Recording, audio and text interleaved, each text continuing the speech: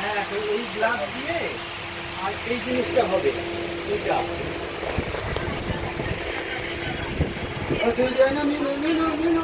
পাপড়ির মতো ওটাই, কিন্তু আপনার বডিটা হবে এইটা, এই বডিটা হবে কাঠের বডি হবে, এই বডিটা হবে, এখানে ওই গ্লাসটা লাগবে।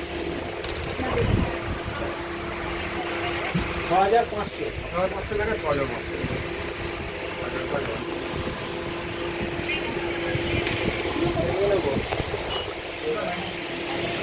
আরে ওই লাইট অন করতে অনলাইনে বহুত